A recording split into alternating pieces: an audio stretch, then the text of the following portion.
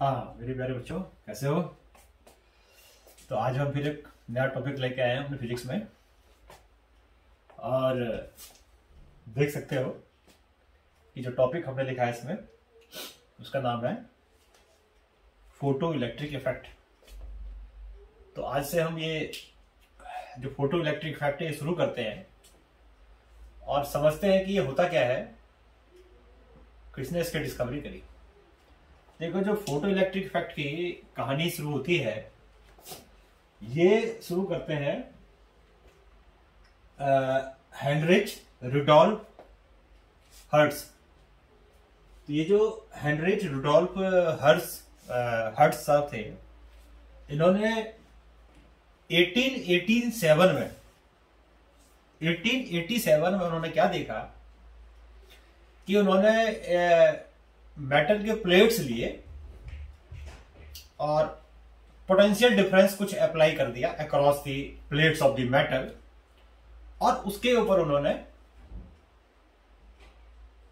UV rays की bombarding करी, ऐसे कर सकते यूवी रेज पर डाला।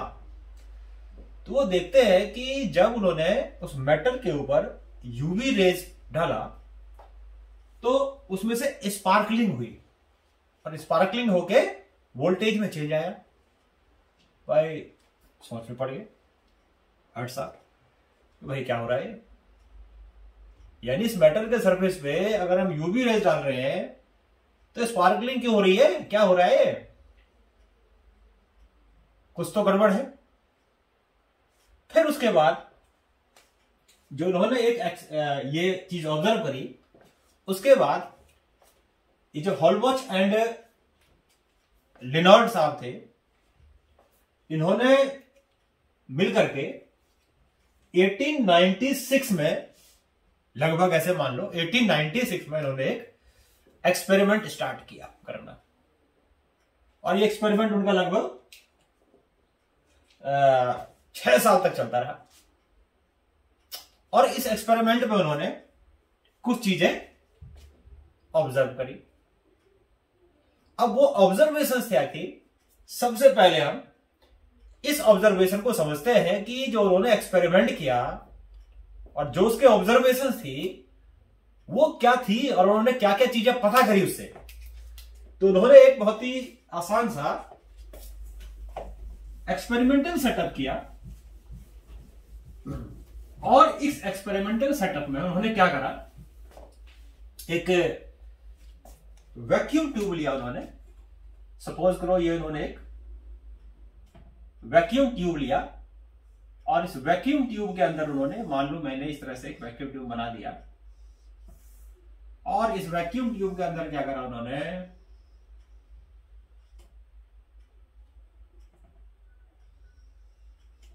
ये कुछ मैंने ऐसा ले लिया। यहां पर उन्होंने एक मेटल का प्लेट लगाया, और एक और मेटल का प्लेट उन्होंने यहां लगाया, और इधर लगा दी उन्होंने एक बैटरी, और बैटरी के साथ यहां पर लगा दिया एक एमीटर। मान लो उन्होंने मिली एमीटर जैसा कुछ लगाया। मिली एमीटर मतलब जो मिली एम्पियर रेंज के करंट को मेजर कर सकता है। तो ये उन्होंने किया, और आप देख सकते हो कि यहां पर अजय वेरिएबल था जो उन्होंने सोर्स लगाया, ये वेरिएबल सोर्स लगाया उन्होंने। और उन्होंने करा क्या, उन्होंने ये करा कि ये जो एक मेटल का प्लेट है, मान लो मैंने इसको बोल दिया P, और ये दूसरा मेटल का प्लेट है, मान लिया Q, और इसको देखो जो बैटरी का नेगेटिव टर्मिनल से जोड़ दिया, तो इसका मतलब ये वाला प्लेट हो गया कैथोड। तो ये वाला प्लेट हो गया कैथोड क्योंकि नेगेटिव प्लेट है, और ये वाला प्लेट क्योंकि देख सकते हो आप पॉजिटिव टर्मिनल से लगा हुआ है, इसका मतलब ये हो गया एनोड। तो इस तरीके से उन्होंने क्या करा, ये दो मेटल के प्लेट्स लिए, वैक्यूम ट्यूब में कनेक्ट किया, वेरिएबल्स ऐसी बैटरी से कनेक्ट किया जिसका वोल्टेज वेरिएबल था, और एक लगा दिया उन्होंने मिली एमीटर, यानी उसको करंट या कुछ ऐसे मेजर करना होगा जो मिली एम्पियर रेंज में होगा। तो उन्होंने यहां पर एक मिली एमीटर लगाया टू मेजर द करंट। अब उसके बाद उन्होंने करा क्या कि ये जो कैथोड था इसको एक और नाम दे दिया उन्होंने, इसको बोल दिया एमीटर और इसको बोल दिया कलेक्टर, है ना। बाद में हम देखेंगे भाई एमीटर क्यों है, कलेक्टर क्यों है, कुछ ना कुछ तो खास बात होगी कि भाई कैथोड को बोल दिया एमीटर, एनोड को बोल दिया कलेक्टर। तो ऐसा क्यों था वो देखेंगे जब एक्सपेरिमेंट करेंगे, और एक्सपेरिमेंट की जो ऑब्जर्वेशंस होंगी वो जब हम उसमें देखेंगे तो अपने आप समझ में आ जाएगा कि ऐसा उन्होंने इसको नाम दिया क्यों। अब देखो क्या करा, एक और चीज करते हैं, यहां पर एक स्विच और लगा देते हैं या की और लगा देते हैं मान लो। तो अगर सपोज करो उन्होंने क्या करा कि ये की जो था उसको टैप कर दिया, मान लो ये सर्किट ऑन कर दिया, क्लोज कर दिया सर्किट को। तो जैसे ही उन्होंने सर्किट को क्लोज किया तो ये जो मिली एमीटर है इसमें कोई डिफ्लेक्शन नहीं था। तो डिफ्लेक्शन आएगा क्यों, आप देख सकते हो यहां कनेक्टिंग वायर्स है, लेकिन जो मेटल का प्लेट है उनके बीच में तो कोई मीडियम नहीं है ना। तो इसका मतलब क्या हुआ, सर्किट तो डिसकंप्लीट है, टूटा हुआ है, तो करंट कहां से आ जाएगा, इसमें नहीं आएगा। तो यानी स्टार्टिंग में जैसे ही उन्होंने स्विच ऑन किया there is no current in the milliammeter. अब उसके बाद उन्होंने क्या किया, एक कलाकारी करी और इसके ऊपर ये जो मेटल का प्लेट था उनमें से जो नेगेटिव प्लेट था उसके ऊपर उन्होंने रेडिएशंस यानी जो लाइट रेडिएशंस होती है, लाइट होती है उसकी, वो उसको डालना शुरू कर दिया। तो जैसे ही उन्होंने उस नेगेटिव प्लेट के ऊपर लाइट डालना शुरू किया, मिली एमीटर में तुरंत करंट आ गया। यानी जो मिली एमीटर है वो डिफ्लेक्शन शो करना शुरू कर दिया उसने। अब ये कैसे हुआ, इसका मतलब ये हुआ कि भाई मिली एमीटर में जब करंट शो हो रहा है, इसका मतलब करंट फ्लो, इसका मतलब इलेक्ट्रॉन फ्लो करना शुरू हो गया।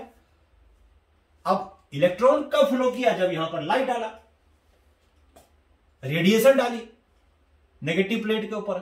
तो इसका मतलब तो यही हुआ ना कि जब उन्होंने इस मेटल प्लेट के ऊपर रेडिएशन डाला होगा तो यहां से क्या हुआ होगा, कुछ इलेक्ट्रॉन, मेटल से क्या निकल सकता है, इलेक्ट्रॉन ही तो निकल सकता है, उसमें प्रोटॉन तो निकलेगा नहीं और कोई चार्ज तो उस पर होता नहीं, तो इलेक्ट्रॉन ही तो निकलेगा जो लूजली बॉन्डेड है। तो इसका मतलब ये हुआ कि ये जो इलेक्ट्रॉन है वो यहां से निकलना शुरू हो गया होगा, और क्योंकि इसके पास नेगेटिव चार्ज है, नेगेटिव पोटेंशियल है, तो इस इलेक्ट्रॉन को उसने अपनी तरफ खींचा होगा, है ना। तो इसका मतलब ये इलेक्ट्रॉन यहां से यहां गया होगा और सर्कुलेट करना एक्सटर्नल सर्किट में शुरू कर दिया होगा, और इसने करंट को शो करना शुरू कर दिया। तो इसका मतलब ये हुआ कि जब किसी भी मेटल के ऊपर हम लाइट डालते हैं तो वो इलेक्ट्रॉन का एमिशन करता है, ये तो पता लग गया, इनके एक्सपेरिमेंट से पता लग गया। अब ये जो इलेक्ट्रॉन बाहर निकला वो ये किस चीज पे डिपेंड करता है, कैसे डिपेंड करता है, कौन कौन से फैक्टर्स पे डिपेंड करते हैं। तो वो चीजें इन्होंने ऑब्जर्व करी कि हॉलबी साहब ने, लॉर्ड साहब ने, कि ये जो इलेक्ट्रॉन बाहर निकल रहा है मेटल के सरफेस से, ये कौन कौन सी चीज पे डिपेंड करता है, कैसे डिपेंड करता है।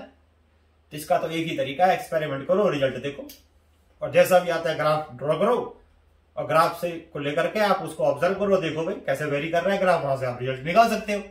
यू कैन फाइंड कि किस किस चीज पे डिपेंड कर रहा है।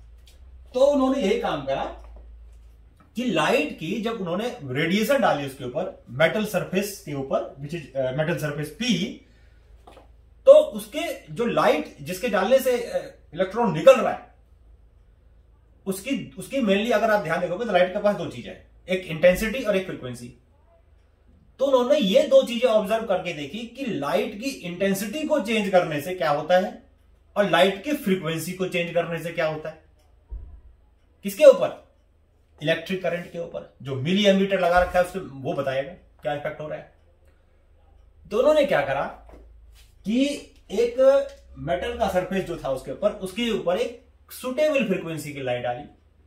सुटेबल वर्ड मैं इसलिए बोल रहा हूं कि उन्होंने एक बड़ी खास बात देखी कि ये जो मेटल का सरफेस है इसके ऊपर अगर वो एक सर्टेन फ्रीक्वेंसी की लाइट लेते थे तो इलेक्ट्रॉन बाहर निकलता था, उससे कम फ्रीक्वेंसी की लाइट लेते थे तो कुछ भी कर लिया उन्होंने, इलेक्ट्रॉन बाहर निकला ही नहीं। उन्होंने कुछ भी कर लिया, एक निश्चित फ्रीक्वेंसी थी, अगर उस फ्रीक्वेंसी से कम फ्रीक्वेंसी की उन्होंने लाइट ली, चाहे उन्होंने कुछ भी कर लिया, कितने तोते घोड़े दौड़ा लिए उन्होंने, इलेक्ट्रॉन बाहर निकला ही नहीं। अब ये क्या ड्रामा है, इलेक्ट्रॉन बाहर क्यों निकला, अभी सोचेंगे बाद में। तो इसका मतलब हर एक मेटल के लिए कम से कम फ्रीक्वेंसी की लाइट थी, जिससे कम फ्रीक्वेंसी की लाइट उन्होंने डाली तो इलेक्ट्रॉन बाहर निकला नहीं, इसका मतलब उन्हें उससे ज्यादा फ्रीक्वेंसी की लाइट डालनी पड़ेगी। मान लो वो कुछ फ्रीक्वेंसी थी, मान लो मैंने न्यू बोल दिया या एफ बोल दिया सपोज करो, उससे ज्यादा फ्रीक्वेंसी की लाइट डाली तो क्या होगा, इलेक्ट्रॉन बाहर निकलेगा। अब उसके बाद उन्होंने क्या किया कि जब उन्होंने फ्रीक्वेंसी को सर्टेन फ्रीक्वेंसी से ज्यादा करी तो ये करंट शो करेगा, और उसके बाद उन्होंने लाइट की इंटेंसिटी चेंज करी, उसके बाद फ्रीक्वेंसी चेंज नहीं करी उन्होंने, फ्रीक्वेंसी तो एक मिनिमम ली जिससे इलेक्ट्रॉन बाहर निकले, और after that he changes the intensity of incident radiation. अब वेव थ्योरी कहती है इंटेंसिटी का मतलब क्या होता है, वेव थ्योरी कहती है इंटेंसिटी मतलब एनर्जी, एक ही बात है। अगर ज्यादा इंटेंसिटी लाइट डाल रहे हो तो इसका मतलब ज्यादा एनर्जी की लाइट डाल रहे हो आप, इसका मतलब ये हुआ है ना। तो उन्होंने ये पाया कि एक फ्रीक्वेंसी निश्चित ली, सर्टेन फ्रीक्वेंसी ली, और उसके बाद उन्होंने लाइट की इंटेंसिटी को इंक्रीज कर दी गई। कि सपोज करो एक बार उन्होंने I1 इंटेंसिटी की लाइट डाली और तब तक डालते गए, जब तक डालते गए जब तक जाकर के यहां करंट कांस्टेंट नहीं हो गया। अब करंट कांस्टेंट क्या हो, क्यों हुआ होगा पता है, वो इसलिए हुआ होगा कि जब इलेक्ट्रॉन बाहर निकले यहां से तो वो उनके पास कुछ काइनेटिक एनर्जी होगी, और ये इलेक्ट्रॉन उसको, ये मेटल का प्लेट सॉरी, इसको अट्रैक्ट भी कर रहा होगा अपनी साइड में, है ना। तो एक टाइम ऐसा होगा कि जितने इलेक्ट्रॉन यहां से निकले उतने इलेक्ट्रॉन यहां से आगे पहुंचे, यानी कि ये इलेक्ट्रॉन को ऐसे धड़ धड़ खींच रहा होगा और वो पहुंच रहा होगा, खींच रहा होगा, पहुंच रहा होगा, खींच रहा होगा, पहुंच रहा होगा। तो जितने इलेक्ट्रॉन यहां पहुंच रहे होंगे सारे खींच के एक्सटर्नल सर्किट में जाकर के सर्कुलेट करना शुरू कर देते होंगे, जितने निकल रहे हैं उतने। यानी कहने का मतलब यह है कि एक सर्टेन कंडीशन आई होगी, जिस कंडीशन पे आकर के, जिस इंटेंसिटी पे आकर के जितने इलेक्ट्रॉन यहां निकले सारे के सारे वहां पहुंच गए। अब उसके बाद क्या होगा, अब उसके ज्यादा तो इलेक्ट्रॉन निकल ही नहीं सकते वहां बाहर। उसके बाद उन्होंने देखा होगा कि चेंज ही नहीं हो रहा, करंट चेंज ही नहीं हो रहा, तो उस करंट का नाम दे दिया उन्होंने, that current is called saturation current. तो वो I1 इंटेंसिटी की सैचुरेशन करंट था, जो भी था नोट कर लिया। फिर सेम फ्रीक्वेंसी पे इंटेंसिटी चेंज करी और वो इंटेंसिटी मान लो इंक्रीज करती, और वो इंटेंसिटी डालते गए, फिर वो तब तक डालते गए जब तक करंट कांस्टेंट नहीं हो गया दोबारा से। तो उसका मतलब I1 इंटेंसिटी का सैचुरेशन करंट हो गया। और ऐसे ही इन्होंने क्या करा कि सेम फ्रीक्वेंसी लेकर के और बार बार इंटेंसिटी को चेंज करते गए। इंटेंसिटी का मतलब क्या समझे आप, मान लो एक बल्ब लिया हमने जिसकी पावर कम थी, उसकी इंटेंसिटी कम है। एक दूसरा बल्ब लिया, उसकी पावर मान लो 50 की जगह 100 वाट का बल्ब ले लिया, तो भाई दोनों हो तो विजुअल लाइट ही तो प्रोड्यूस कर रहा होगा, तो फ्रीक्वेंसी तो सेम होगी। क्या चेंज होगी, इंटेंसिटी चेंज हुई। फिर और ज्यादा पावर का बल्ब ले गया, और ज्यादा इंटेंसिटी चेंज हो गई। तो इसका मतलब इन्होंने क्या करा कि अलग अलग इंटेंसिटी की लाइट डाली और हर एक इंटेंसिटी पे सैचुरेशन करंट ढूंढा, और उन्होंने बनाया ग्राफ, प्लॉट किया ग्राफ, ये जो सैचुरेशन करंट था ये कैसे चेंज होता था इंटेंसिटी ऑफ इंसिडेंट रेडिएशन। तो उन्होंने ये पाया कि ये जो ग्राफ था ना ऐसा, ये ग्राफ आया ऐसे, ये क्या है, ये है सैचुरेशन करंट, सैचुरेशन करंट, और ये थी इंटेंसिटी ऑफ इंसिडेंट लाइट। तो कैसा ग्राफ आया उनका, स्ट्रेट आया। अब ये क्या थी भाई, ग्राफ जब स्ट्रेट आया इसका मतलब इंटेंसिटी ज्यादा है तो करंट ज्यादा होगा। अभी मैं आपको थोड़ा सा एक एग्जांपल देता हूं, हो सकता है ये गलत भी हो लेकिन समझाने के लिए आपको बता रहा हूं। जैसे आई आपको पता है इक्वल होता है NeAVD, ये होता है। भाई करंट कब चेंज होगा, या तो वेलोसिटी चेंज होगी, यानी कि ड्रिफ्ट वेलोसिटी चेंज होगी, या n चेंज होगा, n का मतलब नंबर ऑफ इलेक्ट्रॉन चेंज होगा, तभी तो करंट चेंज होगा। अब लाइट डालने से जो मेटल है, मेटल की इलेक्ट्रॉन डेंसिटी तो चेंज होगी नहीं, वो तो वही रहेगी, है ना। तो लाइट की अगर इंटेंसिटी, करंट तो इंक्रीज कर रहा है। कैसे इंक्रीज कर रहा है, जैसे हमने इंटेंसिटी चेंज किया। इसका मतलब ये हो गया कि ज्यादा इंटेंसिटी की लाइट डालने से ज्यादा इलेक्ट्रॉन बाहर निकले होंगे। अभी हम आगे देखेंगे कि वेलोसिटी चेंज नहीं हुई है, अभी आगे पता लगेगा वेलोसिटी चेंज नहीं हुई है।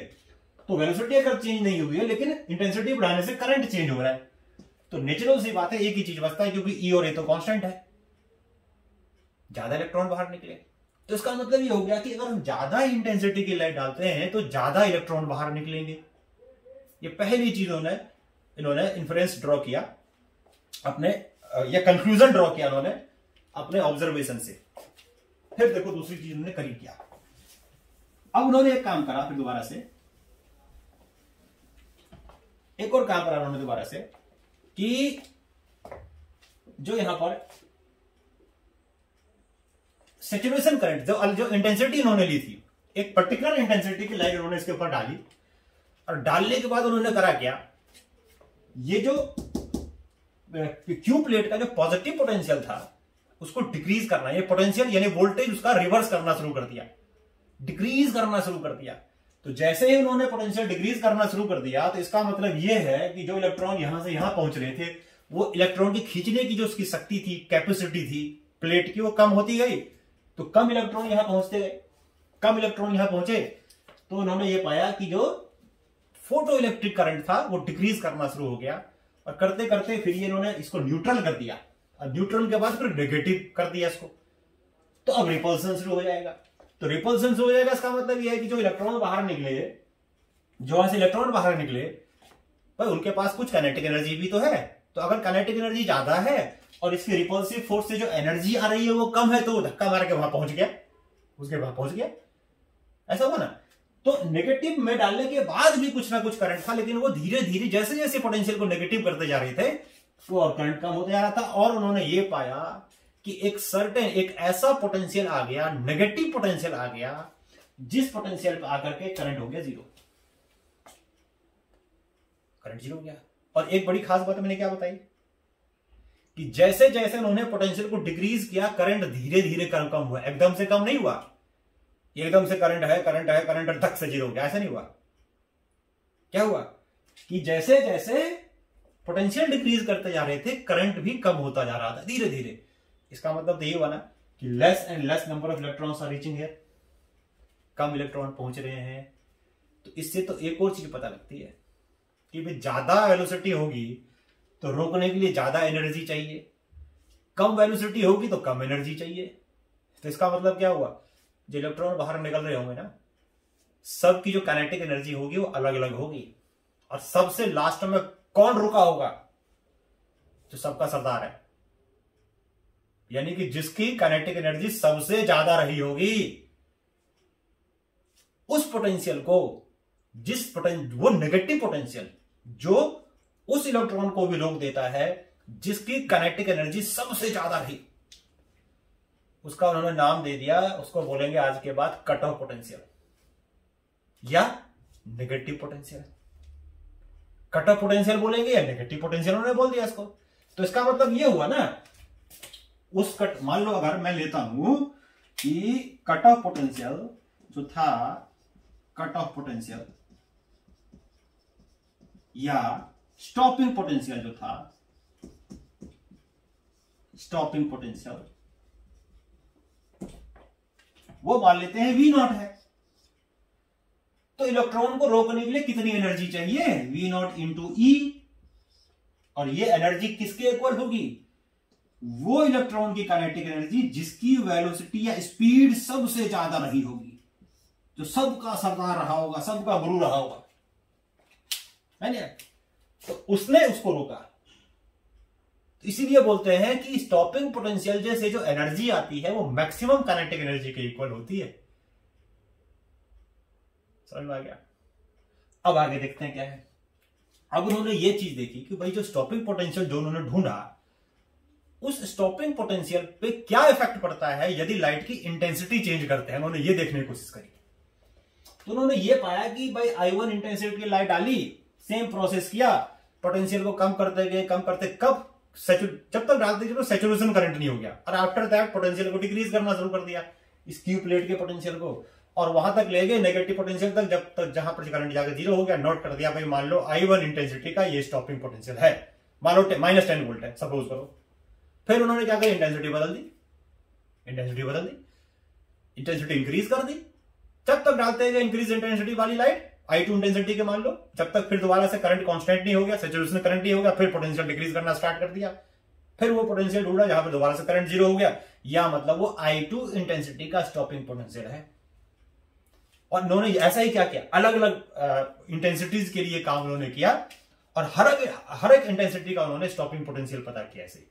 और जो भी उनकी रीडिंग थी, जो भी उनकी कैलकुलेशंस थी, जो भी उनके ऑब्जर्वेशंस थे, उसका उन्होंने बना दिया ग्राफ। और किस चीज का ग्राफ ड्रॉ किया उन्होंने, कि draw the graph between what, between potential और ये ग्राफ, और वाई एक्सिस पे ले लिया उन्होंने photo electric current, photo electric current. और मान लो एक बार उन्होंने I1 इंटेंसिटी की लाइट डाली और क्या करते गए, पोटेंशियल कम करते गए, कम करते गए, कम करते गए, कम करते गए, यहां पर आकर के हो गया जीरो, मान लो V0।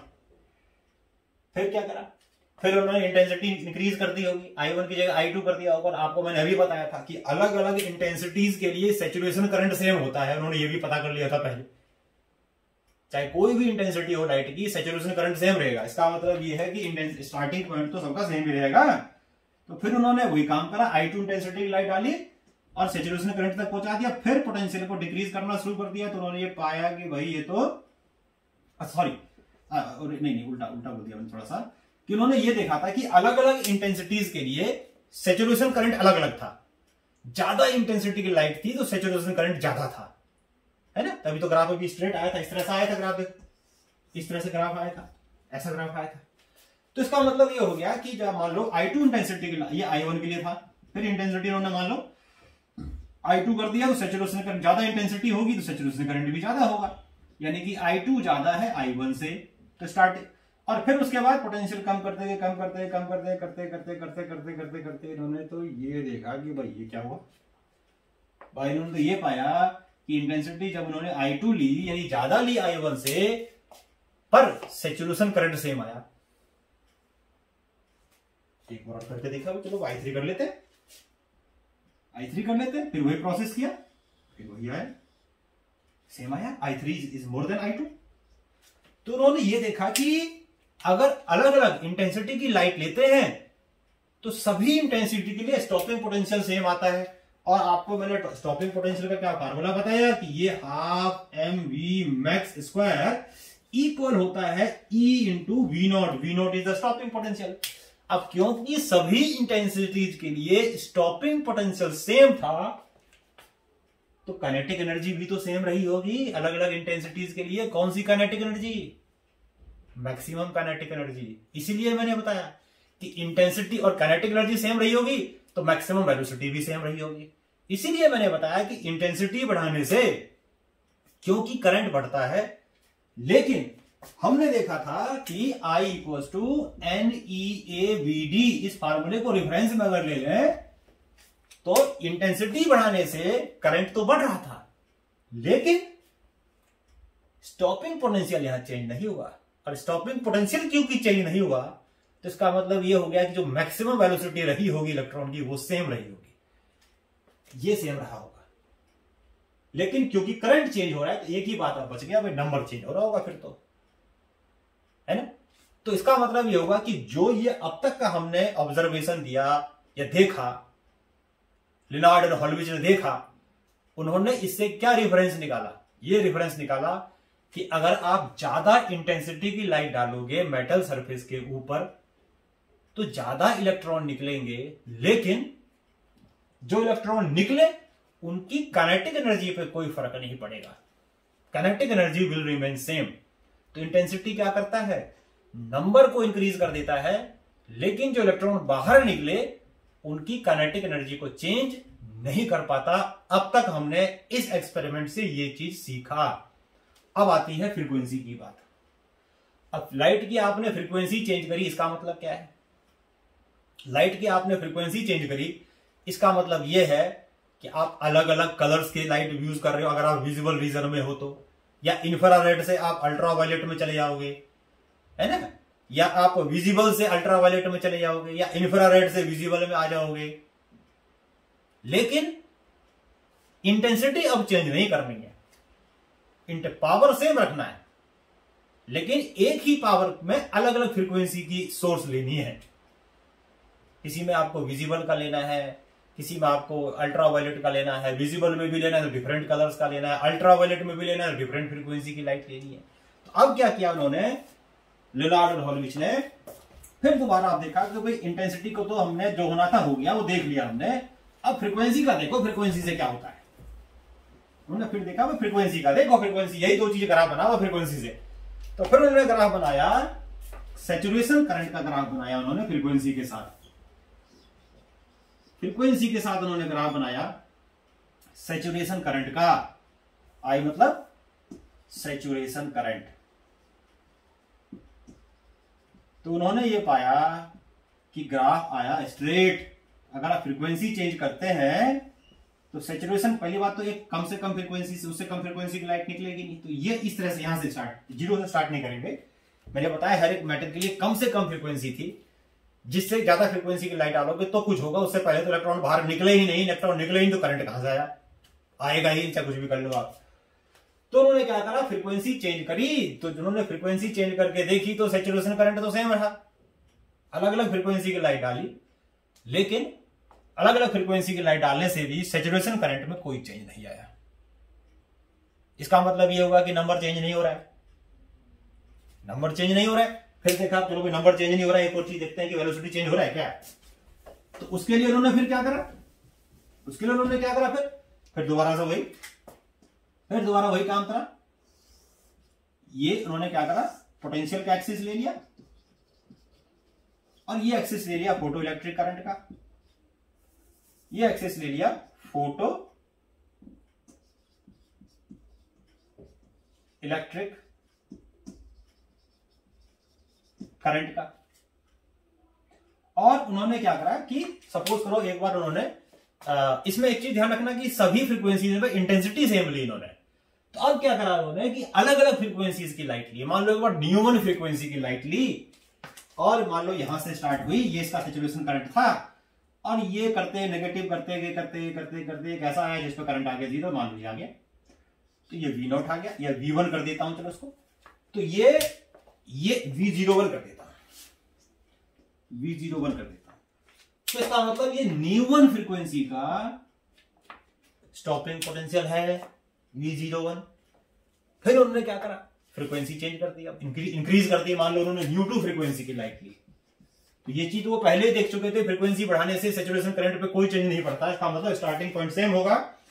और जब उन्होंने सैचुरेशन करंट के बाद पोटेंशियल को डिक्रीज करते गए तो उन्होंने ये पाया भाई अब तो गड़बड़ आ गया मामला।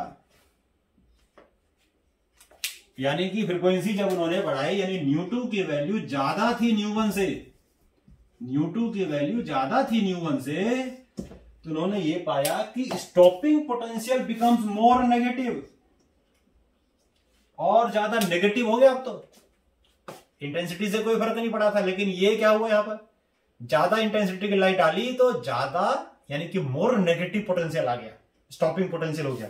फिर फ्रीक्वेंसी मान लो एक और ले ली, न्यू3 ले ली, मान लो एक और ले लेते हैं न्यू3 फ्रीक्वेंसी सैचुरेशन करंट वही रहेगा, पीछे करते फिर ये आ गया, देखो ये आ गया P03 मोर नेगेटिव। तो इसका मतलब उन्होंने ये निकाला इन्होंने कि ज्यादा फ्रीक्वेंसी की लाइट डालते थे तो स्टॉपिंग पोटेंशियल ज्यादा आता था। और उन्होंने एक और चीज पाया, हर एक मेटल के लिए एक कम से कम फ्रीक्वेंसी थी, जिससे कम फ्रीक्वेंसी पे इलेक्ट्रॉन बाहर निकला ही नहीं। और जब इलेक्ट्रॉन बाहर निकला ही नहीं तो रोको किसे, है ना। तो हर एक मेटल के लिए कम से कम फ्रीक्वेंसी होती है, जिस फ्रीक्वेंसी से ज्यादा फ्रीक्वेंसी की लाइट डालोगे तो इलेक्ट्रॉन बाहर निकलेगा, नहीं तो नहीं निकलेगा। उसका उन्होंने नाम दे दिया, that frequency is called threshold frequency. क्या नाम दे दिया उसका, that frequency is called threshold frequency, threshold frequency, QUENCY, threshold frequency. ठीक। और थ्रेशोल्ड फ्रीक्वेंसी से ज्यादा फ्रीक्वेंसी का अगर लाइट डाली तो इलेक्ट्रॉन बाहर निकला, लेकिन जैसे जैसे हम फ्रीक्वेंसी बढ़ाते गए stopping potential becomes more and more negative, more and more negative. तो एक और रिलेशन मैंने अभी आपको बताया था कि half m v max equals to होता है ई इंटू वी नॉट। और ये चीज क्या बताता है, ये चीज ये बताता है कि अगर स्टॉपिंग पोटेंशियल बढ़ रहा है तो काइनेटिक एनर्जी भी बढ़ रही होगी, यानी कि स्पीड बढ़ रही होगी। किसकी स्पीड? जो इलेक्ट्रॉन बाहर निकल रहा है उसकी स्पीड। तो क्या मतलब हुआ इसका? तो इसका मतलब यह हुआ कि हर एक मेटल के लिए कम से कम फ्रीक्वेंसी होती है, जिससे कम फ्रीक्वेंसी पे इलेक्ट्रॉन का एमिशन नहीं होता। इलेक्ट्रॉन को बाहर निकालने के लिए उससे ज्यादा फ्रीक्वेंसी की लाइट डालनी होती है। उसका नाम दे दिया थ्रेशोल्ड फ्रीक्वेंसी या थ्रेशोल्ड फ्रीक्वेंसी। और अगर हम फ्रीक्वेंसी थ्रेशोल्ड फ्रीक्वेंसी से ज्यादा डालते हैं तो उस जो इलेक्ट्रॉन बाहर निकला उसको रोकने के लिए ज्यादा पोटेंशियल देना पड़ता है। इसका मतलब फ्रीक्वेंसी बढ़ाने से स्टॉपिंग पोटेंशियल बढ़ रहा है, या स्टॉपिंग यानी फ्रीक्वेंसी बढ़ाने से काइनेटिक एनर्जी बढ़ रही है, यानी कि स्पीड बढ़ रही है इलेक्ट्रॉन की। लेकिन क्योंकि सैचुरेशन करंट सेम है, इसका मतलब नंबर नहीं बढ़ रहा है। समझ में आ गया ये चीज? तो ऑन द होल पिक्चर अगर जो उन्होंने अब तक देखा अपने ऑब्जर्वेशन में, यही देखो, यही ऑब्जर्वेशन था इसका, इसके अलावा कुछ नहीं है इसमें। अब ये जो उन्होंने ऑब्जर्वेशन किए, ये ऑब्जर्वेशन मैं एक बार और रिपीट कर देता हूं। क्या पाया उन्होंने? सबसे पहले उन्होंने इंटेंसिटी का इफेक्ट देखा। तो उन्होंने ये पाया कि इंटेंसिटी चेंज करने से सैचुरेशन करंट चेंज नहीं होता, और इंटेंसिटी चेंज करने से सैचुरेशन करंट इंक्रीज करता है, डायरेक्टली प्रोपोर्शनल होता है, लेकिन स्टॉपिंग पोटेंशियल चेंज नहीं होता। इसका मतलब ये हो गया कि इंटेंसिटी को इंक्रीज करने से जो इलेक्ट्रॉन होते हैं उनके नंबर्स बढ़ते हैं, लेकिन जो इलेक्ट्रॉन बाहर निकले उनकी काइनेटिक एनर्जी में चेंज नहीं आता। क्यों नहीं आता? क्योंकि उनको रोकने के लिए सेम पोटेंशियल चाहिए होता है। इसका मतलब काइनेटिक एनर्जी सेम रही होगी, यानी स्पीड इलेक्ट्रॉन की सेम रही होगी। यानी कि इंटेंसिटी क्या करता है? नंबर बढ़ाता है। किसके? इलेक्ट्रॉन्स के, जो बाहर निकल रहा है। लेकिन जो इलेक्ट्रॉन बाहर निकले हैं उसकी काइनेटिक एनर्जी में वो कोई भी चेंज नहीं कर पाता। दूसरी चीज, फ्रीक्वेंसी का इफेक्ट उन्होंने ये देखा कि फ्रीक्वेंसी हर एक मेटल के लिए कम से कम फ्रीक्वेंसी होती है। जिससे कम फ्रीक्वेंसी की लाइट डालते हैं तो इलेक्ट्रॉन का एमिशन नहीं होता है, लेकिन अगर हम उससे ज्यादा फ्रीक्वेंसी डालेंगे तो इलेक्ट्रॉन निकलेगा। That minimum frequency is called threshold frequency. और अगर फ्रीक्वेंसी को थ्रेशोल्ड फ्रीक्वेंसी से ज्यादा करोगे तो आपको इलेक्ट्रॉन को रोकने के लिए ज्यादा पोटेंशियल देना पड़ रहा है, मोर नेगेटिव पोटेंशियल देना पड़ रहा है। इसका मतलब काइनेटिक एनर्जी बढ़ रही है, लेकिन क्योंकि सैचुरेशन करंट सेम है तो नंबर नहीं बढ़ रहा। तो इसका मतलब यह हो गया कि फ्रीक्वेंसी बढ़ाने से इलेक्ट्रॉन्स के नंबर नहीं बढ़ते, तो क्या बढ़ती है? उनकी काइनेटिक एनर्जी या उनकी स्पीड बढ़ती है। तो इंटेंसिटी नंबर बढ़ाता है, स्पीड नहीं बढ़ाता।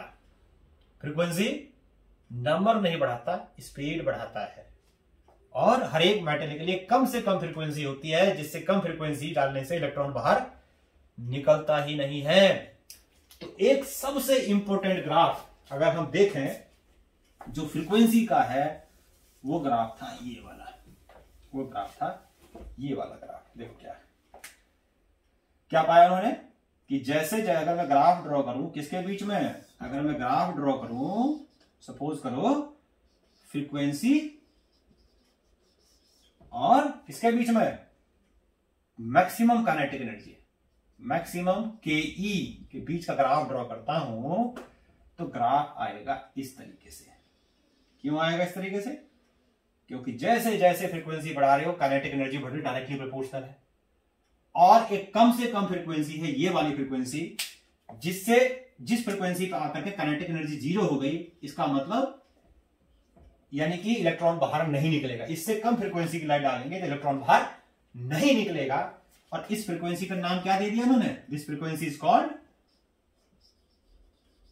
Threshold frequency. Threshold frequency. अब देखो, ये लियोनार्ड और हॉलविच का ऑब्जर्वेशन था फोटो इलेक्ट्रिक इफेक्ट के लिए। अब आती है बात वेव थ्योरी ऑफ लाइट की। देखो हाइगन्स ने क्या कह दिया था कि हाइगन्स ने कहा था कि लाइट जो होता है ये एक तरह का वेव है, इसमें पार्टिकल नेचर नहीं होता, पार्टिकल नेचर इसमें नहीं होता। यानी इन्होंने वेव थ्योरी ऑफ लाइट जो हम पढ़ चुके हैं, वो हाइगन्स का स्टेटमेंट था कि लाइट में वेव नेचर होता है। और उस वेव नेचर के बेस पे उन्होंने रिफ्लेक्शन, रिफ्रैक्शन, इंटरफेरेंस और क्या कहते हैं डाइफ्रैक्शन, और फिर बाद में इलेक्ट्रोमैग्नेटिक वेव लेकर के हमने पोलराइजेशन, ये सारी चीजें शो करी थी। इसका मतलब ठीक है, वेव नेचर होता है।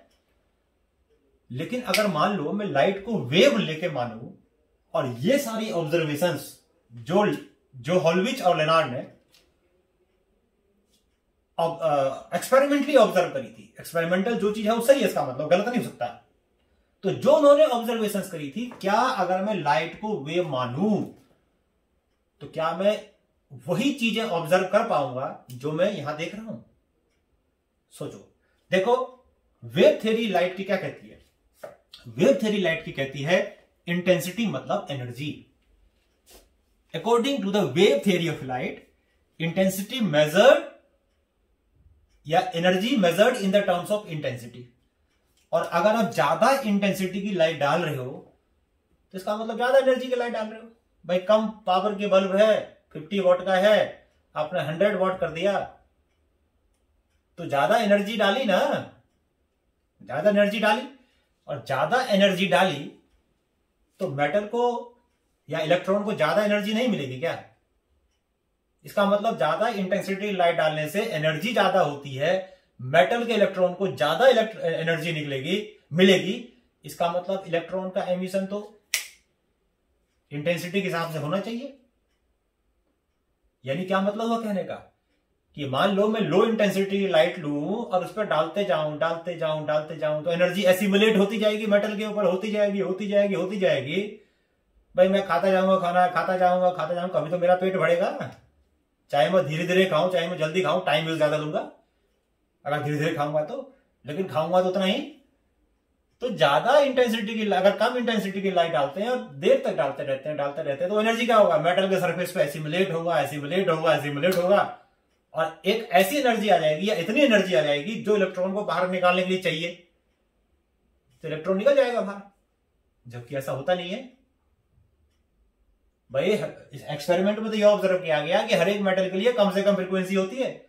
अगर उससे कम फ्रीक्वेंसी की लाइट अगर डालोगे, चाहे इंटेंसिटी आप कुछ भी कर लो, इलेक्ट्रॉन बाहर नहीं निकलेगा। तो वेव थ्योरी फिर तो कंफ्यूजिंग हो गया, भाई क्या हो रहा है? इसका मतलब कुछ गड़बड़ है। इसका मतलब ये हो गया कि इंटेंसिटी अगर मैं चेंज कर रहा हूं तो किसी भी इंटेंसिटी के लिए अगर मैं एक सर्टेन फ्रीक्वेंसी ले रहा हूं, इंटेंसिटी में कुछ भी कर रहा हूं, इलेक्ट्रॉन बाहर निकल नहीं रहा है, जबकि मैं तो एनर्जी ज्यादा दे रहा हूं उसको, तो इलेक्ट्रॉन निकलना चाहिए ना, जबकि हो नहीं रहा है। तो यहां हो जाती है वेव थ्योरी फेल।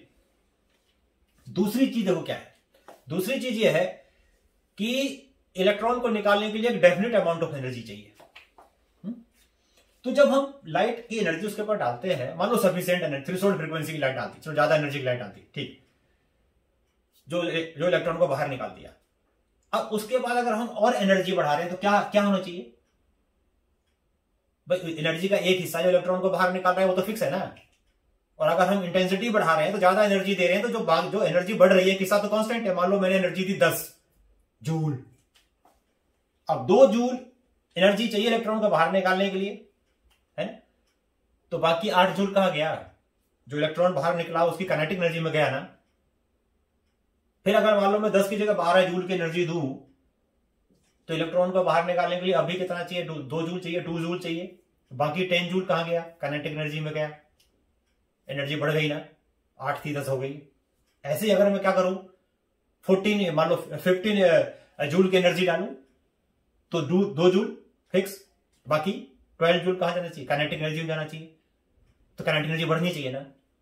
तो वेव थ्योरी ये कहती है कि अगर तुम इंटेंसिटी बढ़ा रहे हो तो ज्यादा एनर्जी दे रहे हो तो काइनेटिक एनर्जी भी ज्यादा होनी चाहिए।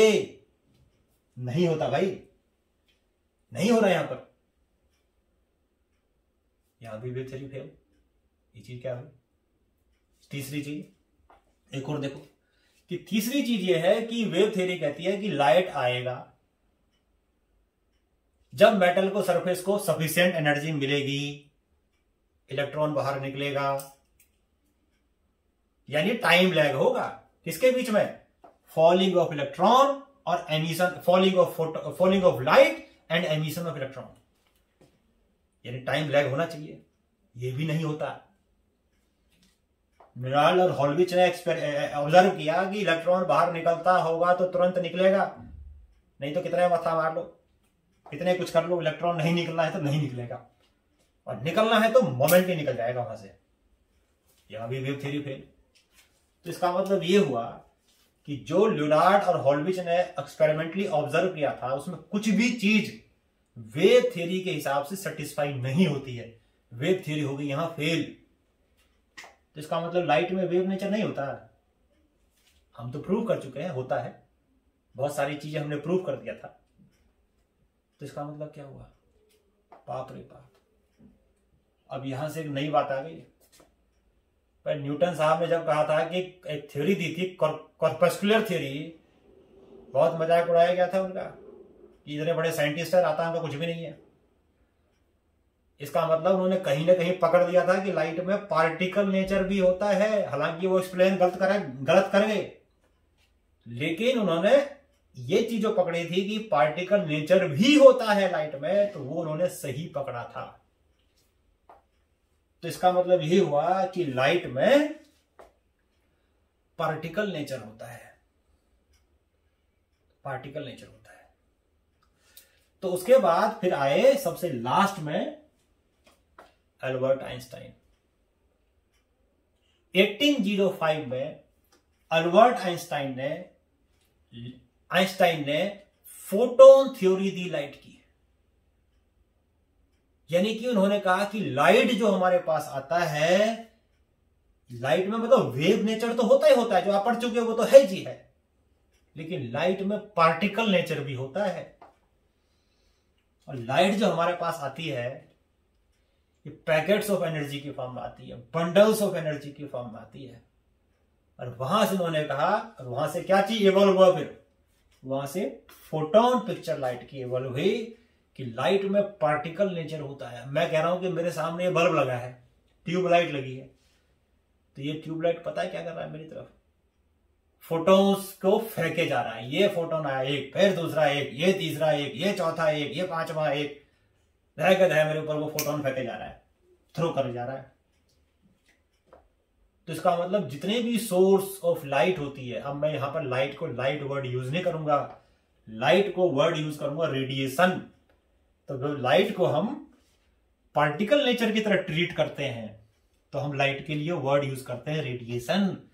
तो जितनी भी सोर्स ऑफ रेडिएशन होती है वो सारे के सारे जो हमारे पास लाइट भेजती है, एनर्जी भेजती है, वो पैकेट्स के फॉर्म में भेजती है। उस पैकेट्स को हम कहते हैं photon. Photon.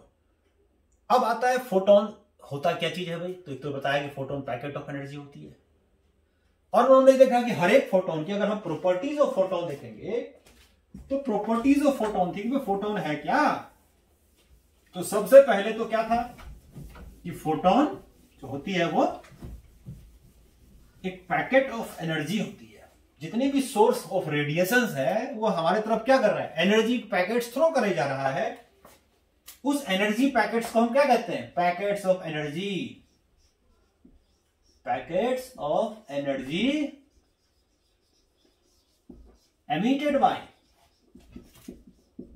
emitted by a source of radiation, a source of radiation। क्या कहते हैं इसको? इसको कहते हैं फोटोन।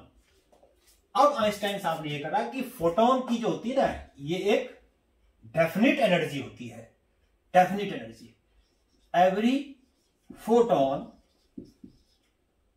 Have definite energy. हर एक फोटोन की एक डेफिनिट एनर्जी होती है, और वो एनर्जी होती है E=H/न्यू।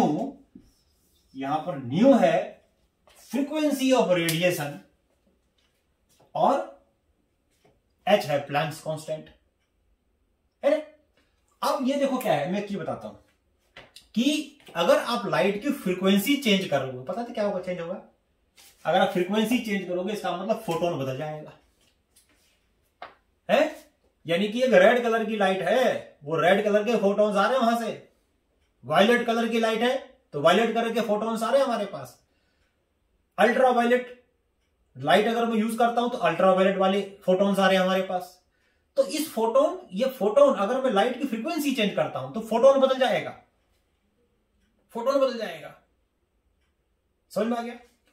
और अगर लाइट की इंटेंसिटी चेंज करता हूं, जैसे मैंने एक बल्ब लिया सपोज करो 10 वाट का और एक बल्ब लिया हमने 20 वाट का, दोनों विजिबल लाइट प्रोड्यूस कर रहे हैं तो वेवलेंथ तो सेम हुई ना। या मैं मान लो दो रेड कलर के सोर्स लिए, एक 10 वाट का है एक 15 वाट का है, दो बल्ब ले लिए लाल कलर के जो लाल रोशनी निकाल रहे हैं, तो दोनों की वेवलेंथ तो सेम है ना, लेकिन पावर तो अलग अलग है। तो दोनों में क्या डिफरेंस है? दोनों में डिफरेंस है नंबर ऑफ फोटॉन्स का। पार्टिकल नेचर ये कहता है कि ज्यादा इंटेंसिटी, मोर इंटेंसिटी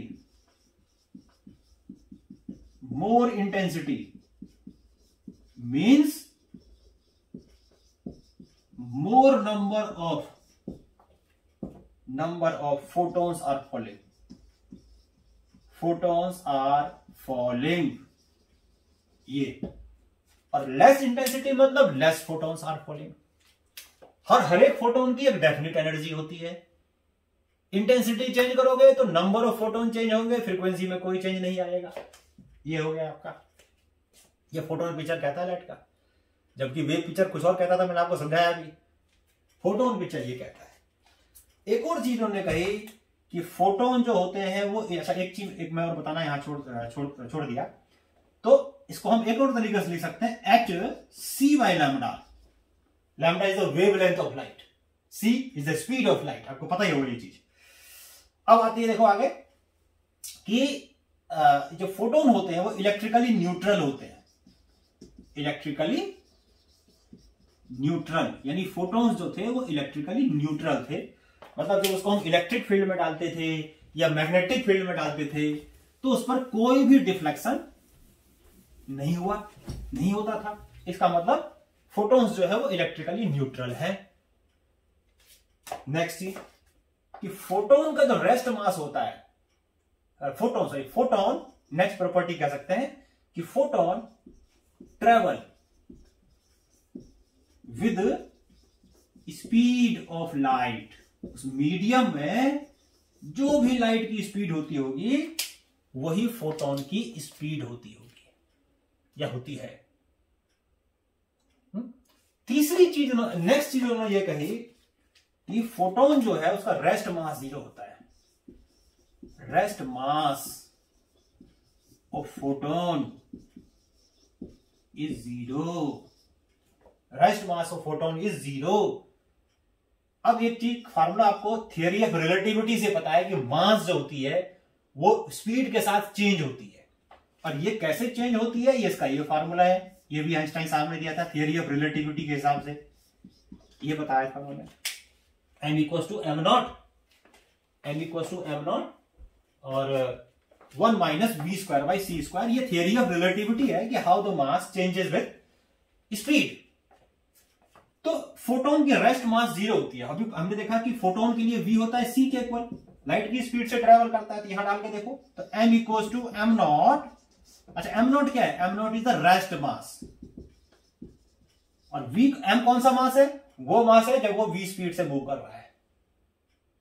अब ये जो फार्मूला है ये खाली फोटोन के लिए नहीं है, सबके लिए है। तो अगर मैं फोटोन के लिए यूज करूं तो v इक्वल्स टू c हो जाएगा, तो यहां डाल कर दूं ये 0 हो जाएगा नीचे, तो क्रॉस मल्टीप्लाई करूंगा तो m क्या आ जाएगा? 0। m नॉट क्या आ जाएगा? 0। इसका मतलब फोटोन का रेस्ट मास 0 होता है। तो क्लासिकल मैकेनिक्स के हिसाब से ये तो कॉन्ट्रडिक्शन है। पार्टिकल है तो पार्टिकल का मास जैसे 0 हो सकता है? वो तो पॉसिबल ही नहीं है। तो इसका मतलब ये हुआ कि फोटोन रेस्ट पे एग्जिस्ट ही नहीं करता। Means photon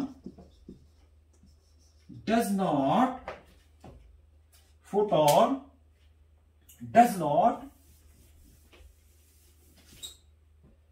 exist at rest. जो फोटोन है वो रेस्ट पे एग्जिस्ट करता ही नहीं है। तो ये फोटोन की कुछ अगर हम प्रॉपर्टीज देखेंगे तो ये था। अब उसके बाद ये देखा कि भाई यहां तो फेल हो गई वेव थ्योरी लाइट की to explain the photo electric effect. अब हम अगर लाइट को फोटोन लेकर के चले तो क्या ये सारी चीजें जो हमने लेनार्ड और हेलविच ने अपने एक्सपेरिमेंट में ऑब्जर्व करी थी, ये सारी सेटिस्फाई होती है क्या? अब देखो, सबसे पहली चीज, पार्टिकल थ्योरी या फोटोन थ्योरी लाइट की ये कहता है कि जो फोटो इलेक्ट्रिक इफेक्ट है, photo electric effect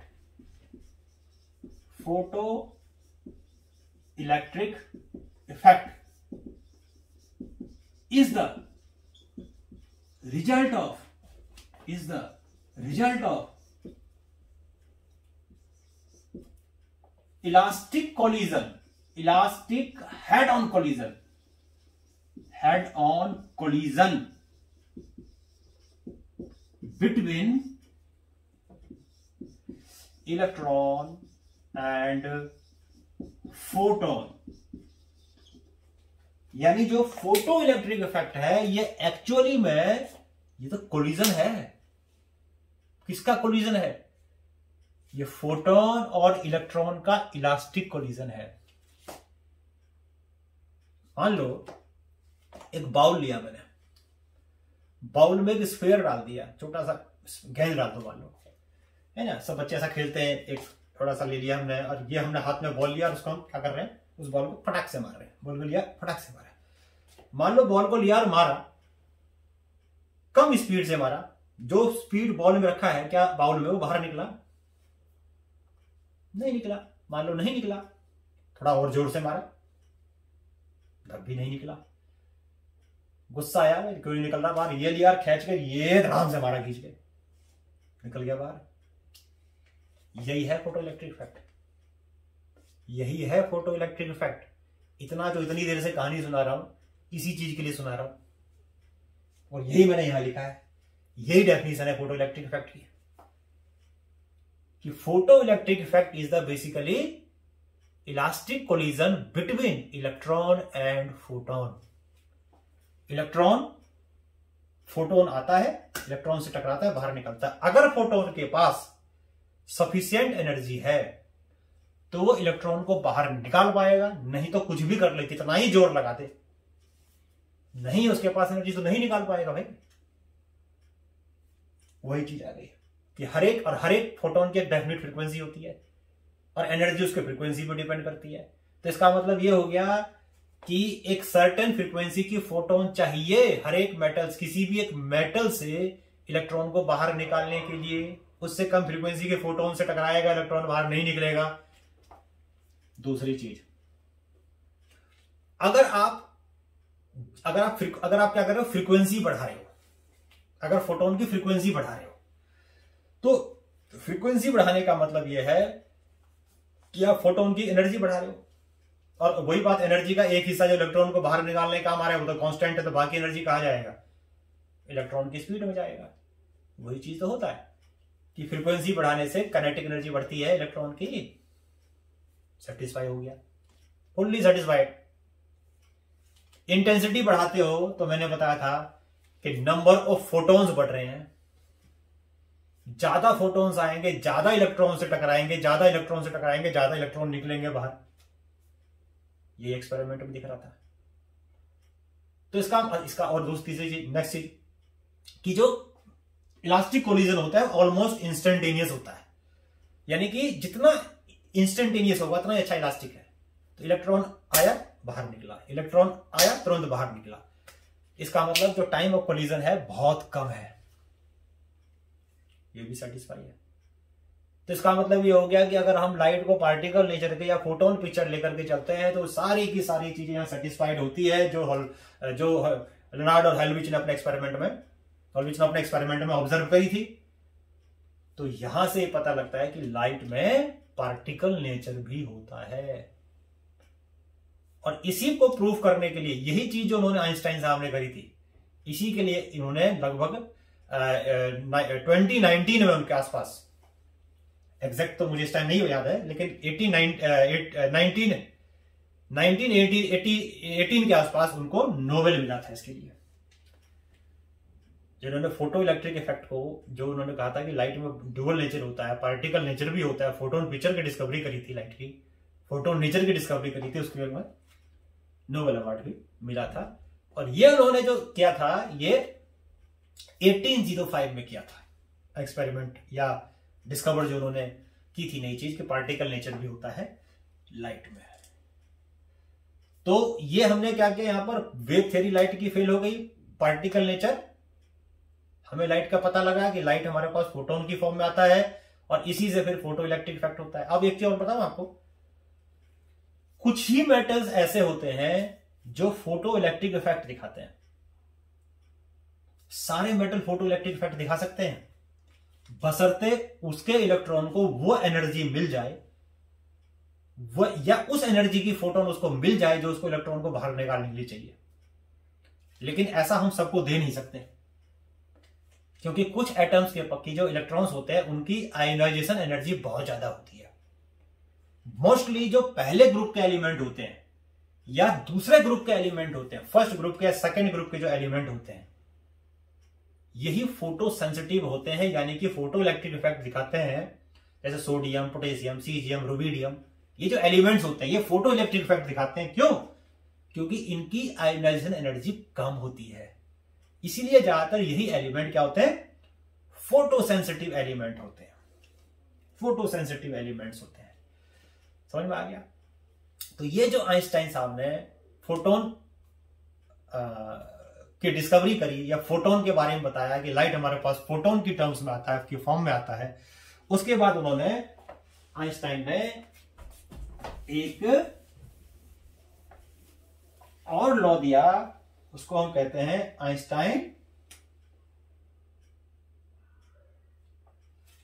Einstein photo electric equation. Einstein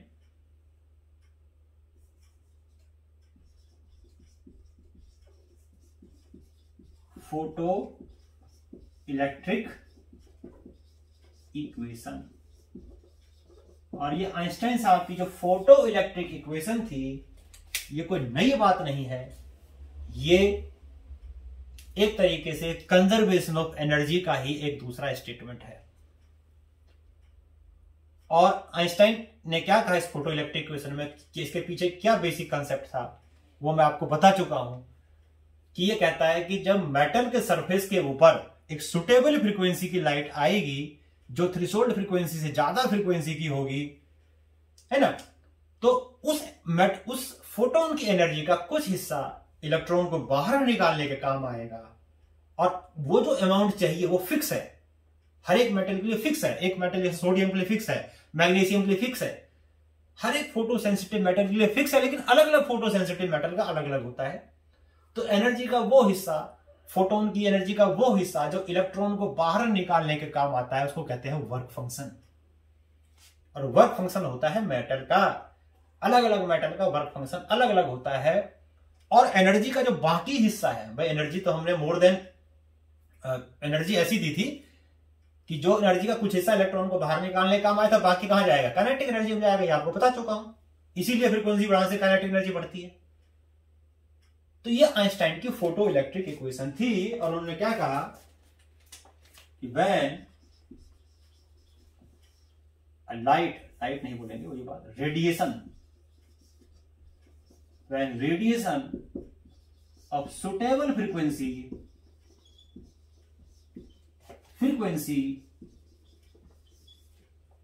falls on a metal surface, its energy is used in two ways. Number one, some part of the energy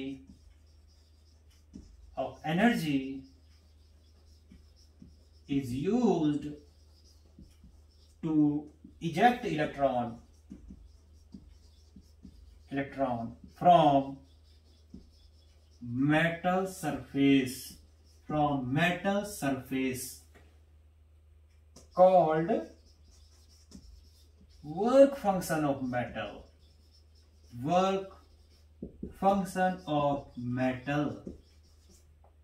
और इसको हम डिनोट कर देंगे यहां पर, चलो denoted by W0 से कर देते हैं इसको। जो पहली चीज, दूसरी चीज उन्होंने ये देखी, सेकेंड चीज उन्होंने ये बताई कि the remaining energy is imparted in the maximum kinetic energy of photoelectron.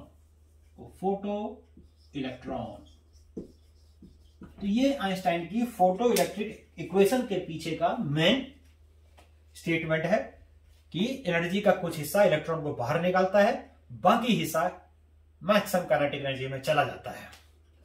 अब इसको अगर हम देखो मैथमेटिकल फॉर्म में लिखते हैं तो मैथमेटिकल फॉर्म में इसको हम कैसे लिखेंगे? मान लेते हैं जो फोटोन है उसकी एनर्जी है E है मान लिया, और वर्क फंक्शन मैंने बताया आपको मेटल का W0 मान लिया, और काइनेटिक एनर्जी ले ली 12 mv max स्क्वायर, ये मैक्सिमम काइनेटिक एनर्जी, सर्वाधिक काइनेटिक एनर्जी। और वर्क फंक्शन क्या होगा? काइनेटिक फोटोन की एनर्जी क्या होती है? h into new. Work function ये भी एक एनर्जी है, इसका होगा h इंटू न्यू नॉट मैंने बताया था थ्रेशोल्ड फ्रीक्वेंसी, और 12 mv max स्क्वायर। ये आइंस्टाइन की फोटो इलेक्ट्रिक इक्वेशन थी। अगर इसको थोड़ा सा और मैं इसको रीअरेंज करके लिख दूं या छोड़ दूं, यहीं पर कोई फर्क नहीं पड़ता इसको, अगर मैं इसको इधर ले जाऊं तो ऐसे लिख सकता हूं h nu minus nu not equals to 12 mv max square. और एक चीज और आपको पता है कि 12 mv max स्क्वायर को मैंने stopping potential into energy into electron भी लिख दिया था। तो इस चीज को मैं ऐसे भी लिख सकता हूं, nu minus nu not equals to v naught into e. और भी एक चीज हम इसमें कर सकते हैं, h न्यू को लिख सकते हैं c by lambda minus c by lambda not equals to 12 mv max square. तो इसको हम ऐसे भी लिख सकते हैं। तो ये ऐसे लिखो, ऐसे लिखो, ऐसे लिखो, ऐसे लिखो, ऐसे लिखो। यहां पर लैम्डा क्या है? वेवलेंथ ऑफ इंसिडेंट रेडिएशन, और लैम्डा नॉट क्या है? Threshold wavelength. तो स्टॉपिंग पोटेंशियल के टर्म्स में ऐसे लिख सकते हैं, काइनेटिक एनर्जी के टर्म्स में ऐसे लिख सकते हैं।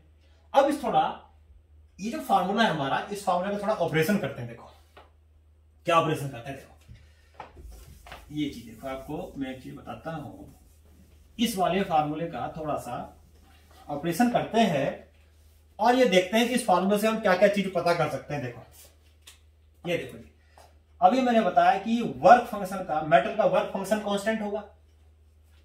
ई को लिख सकता हूं मैं h इंटू न्यू, डब्ल्यू को भी लिख सकता हूं h इंटू न्यू नॉट, लेकिन न्यू नॉट तो फिक्स है ना मेटल के लिए, तो अभी इसको हम ऐसे ही रखने देते हैं। और ये इक्वल हो गया 12 mv max स्क्वायर। तो अगर फ्रीक्वेंसी चेंज करेंगे तो क्या होगा? अगर फ्रीक्वेंसी चेंज करेंगे तो काइनेटिक एनर्जी भी चेंज होगी, क्योंकि वर्क फंक्शन तो कांस्टेंट है ना। अब इसमें एक चीज देखो कि अगर इस फार्मूले को, h इसमें कांस्टेंट है, तो अगर मैं इस फार्मूले को y इक्वस टू कंपेयर करूं, y equals to mx plus c, y equals to mx plus c. अब इसको थोड़ा सा हम चेंज करके लिख देते हैं। देखो ऐसे इसको थोड़ा सा हम चेंज करके लिख देते हैं। यहां पर ये हो गया हमारा, चलो ई ही लिखो इसको, h e इक्वल्स टू और 12 mv max स्क्वायर और प्लस w नॉट कर दिया ये। तो अगर मैं इसमें देखूं तो ये वेरिएबल है और ये कांस्टेंट है। तो इसको अगर मैं इस तरह से लिखूं और ये पूरा वेरिएबल है ये, तो इसको मैं इससे कंपेयर करूं कि y इक्वल्स टू लिख दूं किसके इक्वल, या इसको एक चीज और थोड़ा सा इस तरह से और लिख लो अच्छे से, ये 12 mv max स्क्वायर इक्वल हो जाएगा किसके? H new minus W net को इस तरह से लिख लो, ये ऐसे लिखो।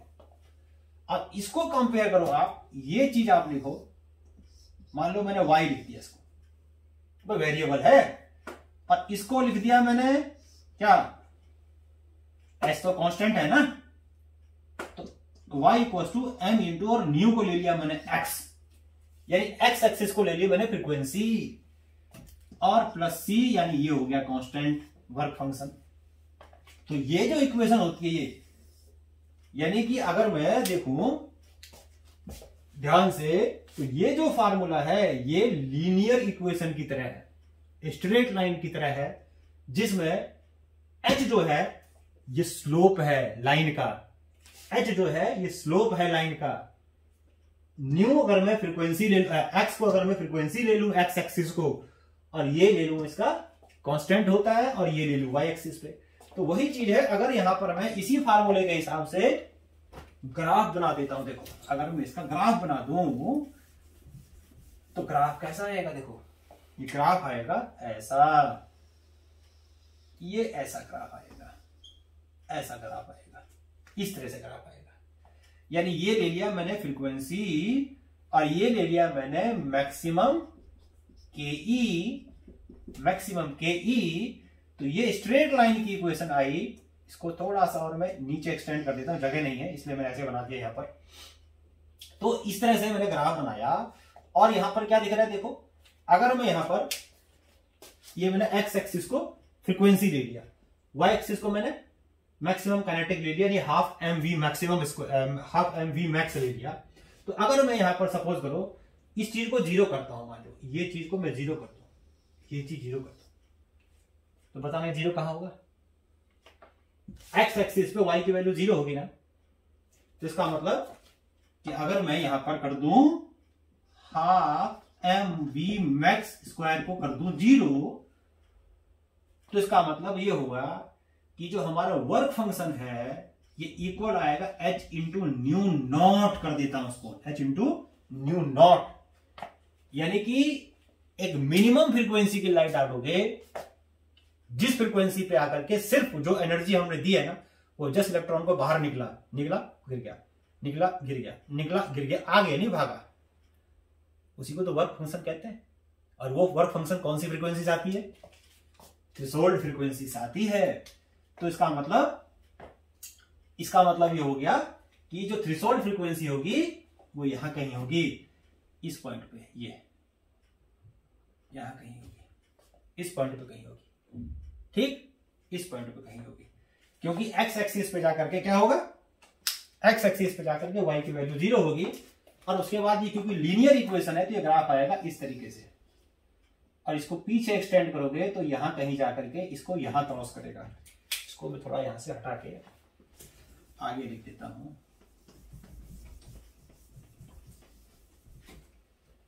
तो ये जो आएगा आपको, ये इधर कहीं एक्सटेंड करोगे तो यहां कहीं इसको इंटरसेक्ट करेगा इस पॉइंट पे आकर के, इस पॉइंट पे आकर के।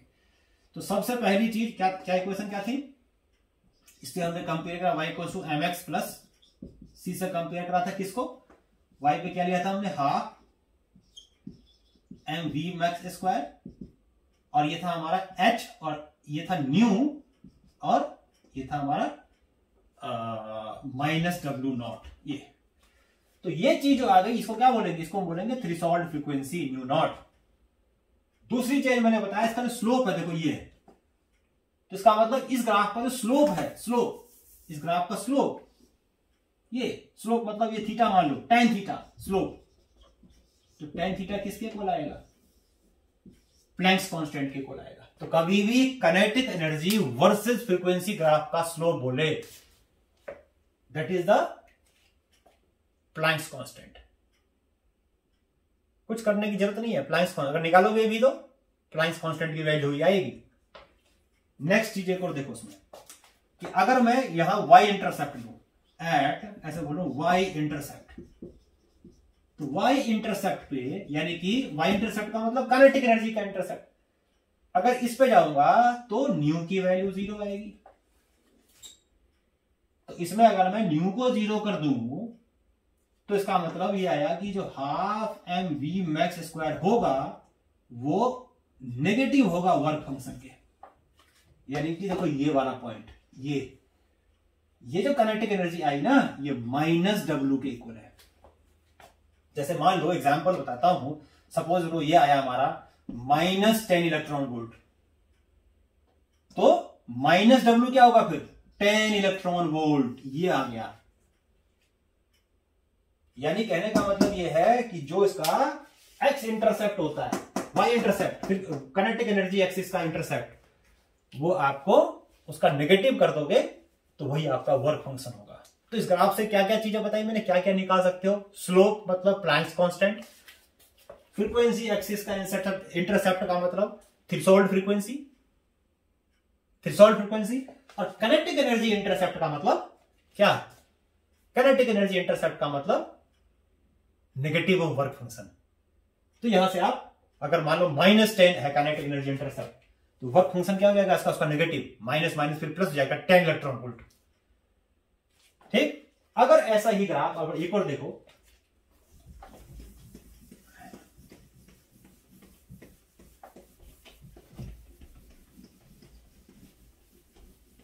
अगर ऐसा ही ग्राफ अगर आप बनाते हो, स्टॉपिंग पोटेंशियल वर्सेस फ्रीक्वेंसी का ग्राफ, ये मैं लेता हूं फ्रीक्वेंसी और ये लेता हूं मैं स्टॉपिंग पोटेंशियल। तो अगर आप इसका ग्राफ बनाओगे तो क्या फार्मूला था, याद करो, अभी बताया था मैंने आपको, हाफ mv मैक्स इक्वल क्या था, इक्वल टू था h nu minus work function, इसके इक्वल था, ये था ना। अब इसमें इसकी जगह मैं क्या डाल सकता हूं भाई, इसकी जगह लिखता हूं, अभी लिखा था पीछे E into v not h into nu minus W by W। तो V नॉट किसके इक्वल आएगा, V नॉट इक्वल आ जाएगा h by E nu minus W not by E, ये आ जाएगा। अब देखो इसको कंपेयर करो y equal to mx plus c से,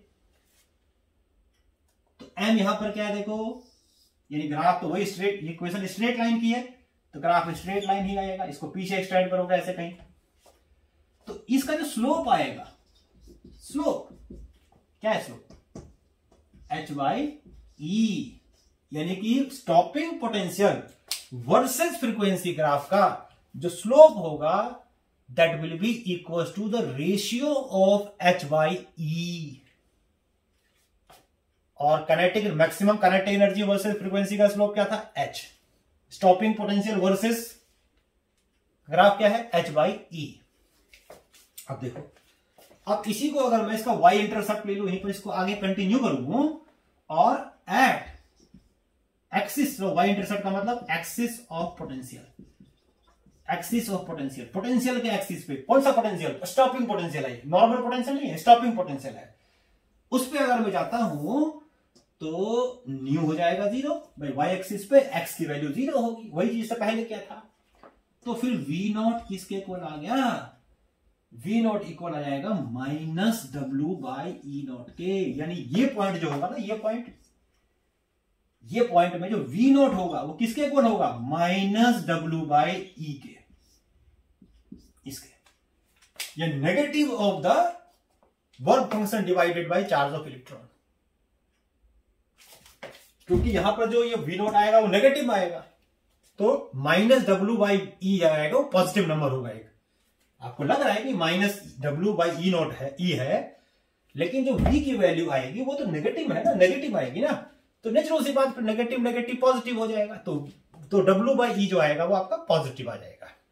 तो क्या बताया, stopping potential versus frequency graph का जो स्लोप है h बाई ई के इक्वल होगा y इंटरसेप्ट, यानी कि पोटेंशियल एक्सिस का जो इंटरसेप्ट होगा, जहां पर भी इंटरसेप्ट कर रहा है उस पॉइंट, वो point negative of work function upon electron के चार्ज के इक्वल होगा।